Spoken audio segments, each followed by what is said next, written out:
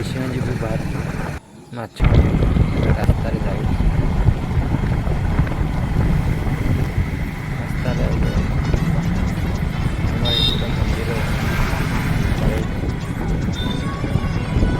ରାସ୍ତାରେ ଦେଖୁଥିବେ ରାସ୍ତାରେ ଗଲା ବର୍ଷା ପବନ ଏବେ ଝିପିଝିପି ସାଙ୍ଗେ ସାଙ୍ଗେ ବୈଷ୍ଣବ ପହଞ୍ଚିବେ ଆପଣ ବୈଷ୍ଣବ ପହଞ୍ଚିବି ବୋଲି ହେଲା ବୈଷ୍ଣବ ବ୍ରିଜ୍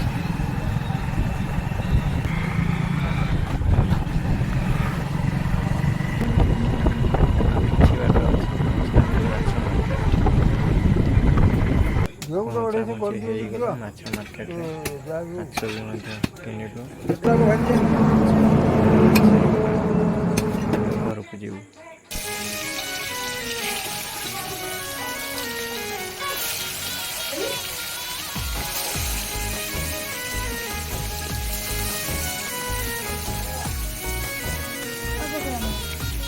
କରିବ